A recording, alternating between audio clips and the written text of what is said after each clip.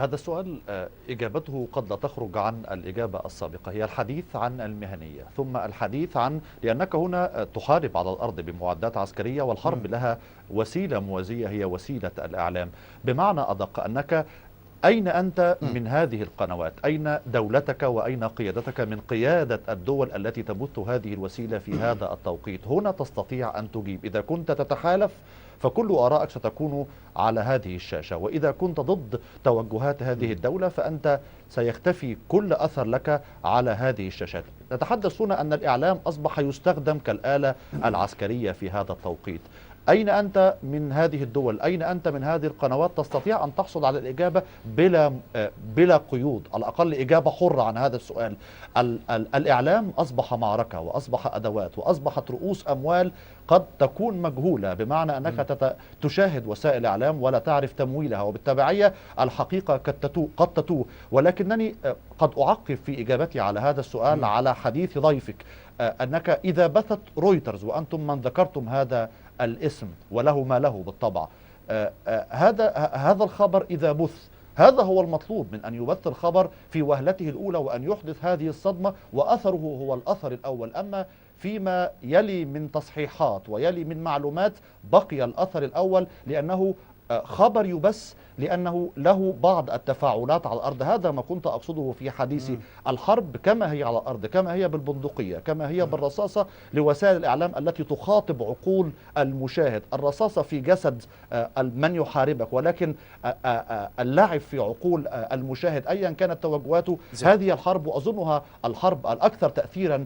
في هذا التوقيت، وغياب المهنية والتجاذبات الإقليمية والسياسية وارتباطها برؤوس الأموال المجهولة، هذا ما قد يصنع هذا الخلط، وقد يجيب بشكل غير مباشر على سؤالك الأولي: لماذا تبث الآراء التي لا تفيدك وتحجب الآراء التي تفيدك؟ هذه الإجابة من وجهة نظري. زين أستاذ تامر، يعني ممكن احنا نتحدث الآن عن المهنية، بس بننتقد هاي الوسيلة الإعلام المعينة. يقولون احنا نتناول الخبر من زاويتنا الخاصة وبقراءتنا الخاصة وتحليلنا الخاص، ومن ثم نطرحها بأسلوبنا الخاص. احنا هذا سياقاتنا، أنا ما أريد أكرر نفسي كما حال باقي القنوات. ممكن يقبل هذا العذر من هيك وسيلة إعلامية؟ ممكن؟ صديقي، تسمح لي بقليل من الحرية، هل تقبلها؟ تفضل.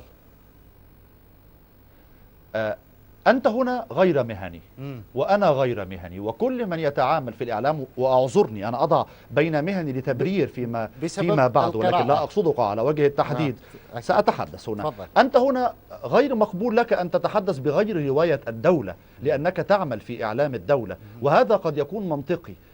فكرة المهنية فكرة مطاطة، من وضع لها المعايير هو من وضع هذه الأساليب الملتفة لهذا صحيح. الإعلام. أنت غير قادر على أن تبث مثلا صور لداعش، وبالتبعية داعش لن تبث أي صور لانتصاراتك على الأرض. عليك أن تقيس هذه المعارك التي تدور في الدولة العراقية وتطبقها في سوريا، وتطبقها فيما كان داخل مصر وما كان داخل ليبيا، وأي بقعة عليها صراع إقليمي بين قوة إقليمية وقوة دولية. إذن فكرة الإقليمية أو فكرة المهنية عفوا هي فكرة مطاطة مرتبطة بأيديولوجيات وسائل الإعلام. أنت هنا تدافع عن دولتك من وجهة نظرك بأدواتك، وبالتبعية تقدم قراءاتك في محاولة لاستمالة من يشاهدك، في محاولة لتوحيد الصف. إذن الحرب، أعيد أن أكررها مرة أخرى، أنت هنا في ساحة معركة تستعمل فيها أدواتك وتحاول أن توجه فيها مشاهدك، ولا لوم عليك، كما لا لوم على من يمول ومن يحاول أن يغير تفاصيل الحقيقة التي قد تتوه ويتم استخدامها في مبادرات سياسية وفي مناورات دبلوماسية تؤثر فيما بعد على دولنا، كما حدث في العراق وكما حدث في مصر وكما يحدث حتى هذا التوقيت داخل الأراضي الليبية وسوريا. هي أيضا تعاني مما تعاني منه العراق. خلي أنقل هذا المرحلة للأستاذ إسماعيل زاير. أستاذ إسماعيل، أيضا بعدنا بنفس المنطقة اللي هي منطقة المهنية. خليني أسأل سيد تامر حنفي، بعدنا نحكي بموضوعات المهنية والحيادية والمصداقية، وخصوصا الحيادية والمصداقية. أستاذ تامر، يعني ليس بالإعلام وخصوصا أي قضية تمس الأمن القومي تسقط قضية الحيادية ويصبح الوطن هو الأول؟ هذه نظرية نسبية، بمعنى أنه ما تراه لصالح الوطن هو عكس ما يراه من تحاربه في هذا التوقيت. صحيح. الأزمة الآن أننا وقعنا ضحية فخ كبير نصب لنا بعناية، لأننا لا نتمتع بالثقافة الكافية، لا نتمتع بالتعليم الكافي، لا ندرك التفاصيل الإقليمية المرتبطة بدولنا. وبالتبعية الحديث عن الآليات التي تحدث عنها ضيفك، بأن هذه الوكالات العظيمة التي لديها كل هذه الوسائل في تدقيق الخبر وفي متابعة الخبر، وأعاد باللوم عليكم باستعمال هذا اللفظ، وأنكم ليس لديكم الوسيلة التي تتواصلوا بها مع هذه الوسيلة. هو اعتراف ضمني بأن هذه الوسيلة لها السطوة على عقول وسائل الإعلام، سواء هنا أو سواء هنا، أتحدث عن الوطن العربي أو في الخارج. هنا نحن يلعب بالوطن العربي، كل بتوجهاتي. أنا لا أتحدث أنني هنا أطابقك نفس وجهة النظر في نظرتك المرتبطة بالأمن القومي، ولكن هنا أحاول أن أقدم تشريحا لهذه الحالة. أنت الآن أصبحت في أضعف حالتك الإعلامية والعسكرية والمرتبطة بتوحد صفوفك، وبالتبعية أنت عرضة لأي تفاصيل ترتبط بهذا الانتهاك. هنا أنت في مهب الريح وأنت مفعول بك. أتحدث هنا عن الدول العربية، لا وجود لما يسمى بالمهنية ولا وجود لما يسمى بالحيادية، وأنت أيضا تعاني من هذا في الدولة العراقية، وإلا ما كنت أفردت كل هذه المساحة للإعلام والحديث عن الإعلام. أنت تعاني وتشتكي، وبالتبعية أخرجت هذه الشكوى في صورة هذا البرنامج الذي تحاول أن توضح فيه التفاصيل التي يلعب بها بالدول. أستطيع أن أؤكد لك مرة أخرى أنك لا حيلة لك إلا أن إذا استطعت أن أقدم هذه النصيحة، إن صح لي أن أقوم بهذا الواجب، هو أن تركز على قنواتك المحلية وأن تركز على رسائلك المحلية الداخلية، لأن أنت أضعف. أتحدث هنا عن العراق وغير العراق، حتى في حالة مصر في هذا التوقيت الذي تمر به مصر، أنت غير قادر على أن تجابي بهذا الزخم المادي والإعلامي كل هذه القنوات بتاريخها. أنت لن تستطيع أن تكذب رويترز على وجه التحديد، أو أسوشيتد بريس على وجه التحديد، أو غيرها من القنوات العربية. فلا عليك إلا أن تقوم بتوجيه رسائل محلية في هذا التوقيت حتى تستطيع أن تحشد الرأي العام الداخلي. ما دون ذلك الشكوى كما نقول لغير الله مذلة. فأنت هنا تشتكي من موقع ضعف. أنا شنو سؤالي؟ طبعا هو أحسنت الفكرة اللي ذكرتها. لو ما كانت هذه الوسائل الإعلام مؤثرة بتشويه الحقائق أستاذ تامر، ما كنا خصصنا لها هاي الساعة المباشرة. لذلك سؤالي، بما صحيح. أنه اليوم دوليا حتى العرب مؤمنين بأنه العراق يحارب نيابة عن العالم كله، يحارب نيابة عن كل دول العالم في أرض يقاتل داعش، لماذا لا أدعم بالوسائل الساندة وهي واحدة من عندها الإعلام؟ هو هذا العتب والسؤال. إجابتي على صحيح يا صديقي، إجابتي على هذا السؤال لن ترضيك، وبالتبعية لن أجيبها كما أتوقعها. أنت تتحدث هنا عن داعش. من سوق لداعش؟ منذ متى وخرجت داعش؟ داعش ارتبطت ببعض الصراعات داخل. أنا لن أخوض حتى لا أخرج عن السياق، لن أخوض في التفاصيل وأسباب هذا التفاصيل المرتبطة بالصراع داخل الدولة العراقية، ولكن سأتحدث بشكل خارجي عن هذا الصراع. من تحدث عن هذه القوة المهولة؟ كل هذا التحالف الذي يقوم بمحاربة داعش، كل هذه القوة العظيمة بوسائل إعلامها وغير قادرة على هزيمة هذا التنظيم. هذه صناعة يا سيدي، ونحن نلهس وراء هذه الصناعة. كنا نقول تنظيم الدولة الإسلامية، ونحن ظللنا وراء هذا التصريح دون وعي ودون صحيح. إدراك صحيح. وظللنا نردده حتى أصبح جزء من التكوين الفعلي. حين غير الغرب وقال داعش، قلنا نحن داعش.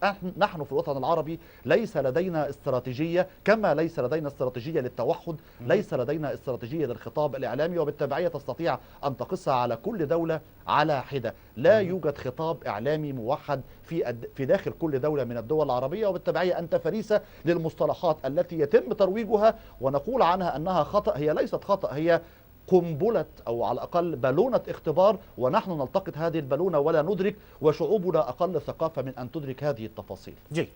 سيد إسماعيل، يعني على نفس الموضوع، بما أنه العراق يحارب اليوم ويقاتل نيابة عن العالم، يعني ما تقف مواثيق الشرف الإعلامية الدبلوماسية العراقية حتى تحد من هذا الضغط الإعلامي؟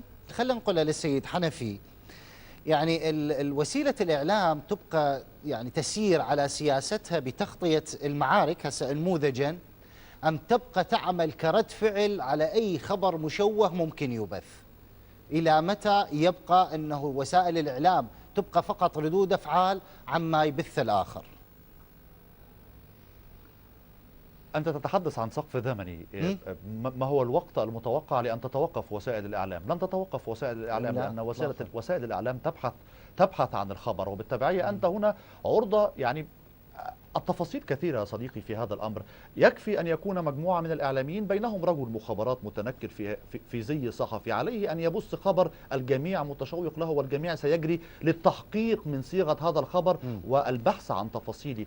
القصة هنا أعمق بكثير من وجهة نظري. أنت هنا ستظل مفعول بك لأنك لا تملك مخدراتك، لأنك معرض لأن تقسم في أي وقت من الأوقات، لأنك ما زلت محتل وما زلت محل طمع من الدول الإقليمية والدول العالمية، ما زلت محل أو موضوع في خانة رد الفعل، لأنك لا تملك القوة العسكرية. ماذا لو لم تساهم الولايات المتحدة في هذه الحرب؟ لن تستطيع أن تقدم شيئا. ماذا لو لم يقدم لك دعما إعلاميا من قوة إعلامية أكبر منك بكثير تسوق لك خطابك في الوطن العربي حتى تجد مؤيدين أو تجد تعاطف لصيغتك؟ أنت الآن أصبحت عرضة لتشويه أنك دولة عنصرية، دولة تتمتع بالطائفية، وبالتبعية روايتك تحتاج إلى مجهود عظيم حتى تثبت روايتك ابتداء على الشأن المحلي ثم تنتقل فيما بعد، وهذه عملية مجهدة. أنت لن تستطيع أن تستعد. أنا لا أبص صيغة يأس، ولكن ضيفك الكريم بعد تحياتي له يتحدث أننا لو كنا مستعدين. هذه الصيغة ستظل، لأنك تتعرض دائما لمواقف وحروب مفاجئة أنت غير مستعد لها، وبالتبعية لن تكون مستعد لها إعلاميا واقتصاديا إلى باقي التفاصيل. هنا نحن نعمل بصيغة رد الفعل. تفضل سيد حنفي. يعني احنا بنتحدث عن رد الفعل، وأكو مقولة إعلامية تقول التكذيب هو تأكيد. بس اليوم بعلم الصورة، اليوم إذا الخبر وصل كلامي شفاهي أو مكتوب، بالمقابل من يكون الرد عليه صورة، قد تراهن على وعي المتلقي بأنه سيأخذ فكرة أنه وسيلة الإعلام رقم واحد هي وسيلة للتشويه، بما أنه الرد دوما عليها بالصورة، تنتفي أنه التأكيد أو التكذيب هو تأكيد. تنتفي هاي المقولة. صح أم خطأ؟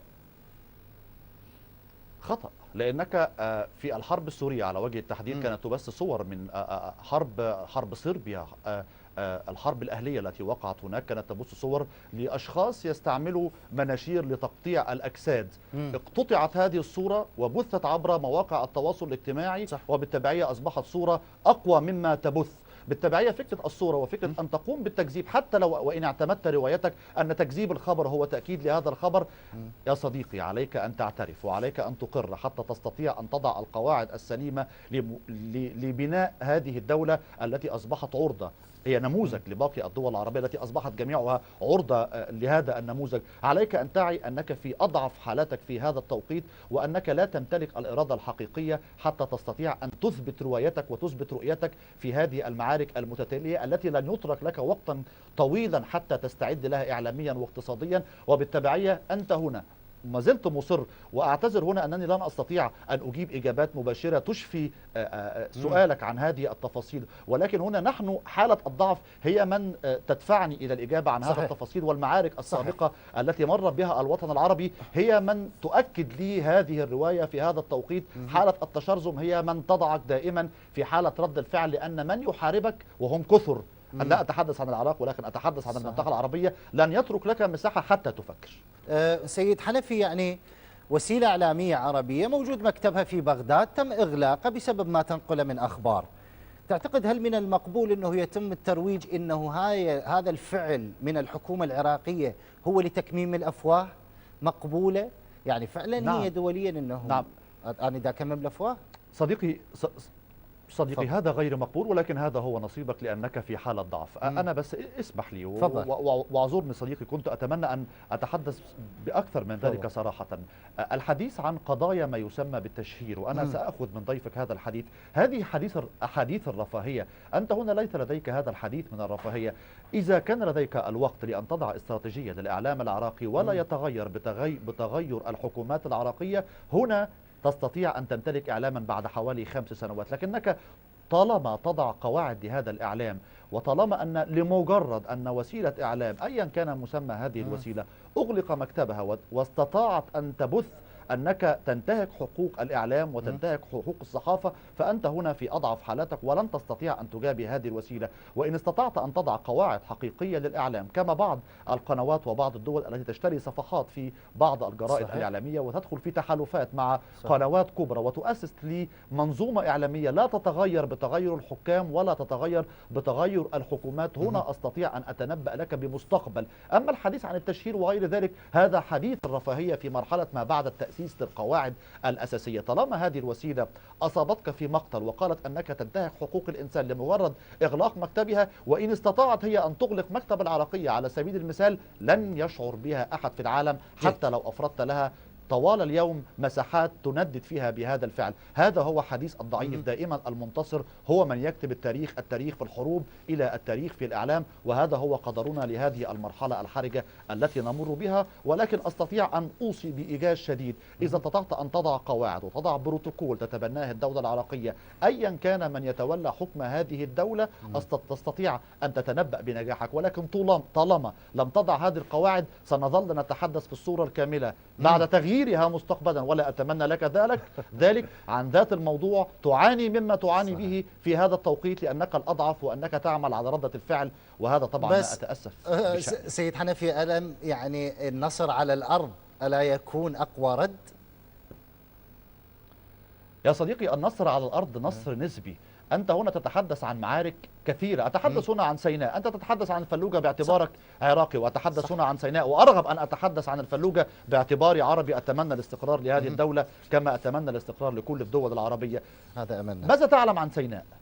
لا تعلم شيء عن سيناء. أنت هنا أسير رواية عربية لا تعلم أي تفاصيل عنها، ونحن هنا في الداخل المصري نتأثر بالروايات الإقليمية، وهنا صراع الدولة تحاول أن تؤسس لمنظومة إعلامية تحاول أن توصل الصورة طبقا لرواية الدولة للمشاهد حتى تمنع هذا التفكك لهذه الدولة. ما تعانيه نحن نعانيه، ولكننا لم نصل إلى ما وصلت إليه أنت. شكرا جزيلا لك أستاذنا الإعلامي المصري السيد تامر حنفي، كنت معي من القاهرة عبر القمر الصناعي. شكرا جزيلا لقراءتك ولهذا الطرح الرائع، وشكر لأستاذنا أستاذ إسماعيل زاير الكاتب الصحفي ورئيس تحرير صحيفة الصباح الجديد. شكرا جزيلا لك أستاذ إسماعيل.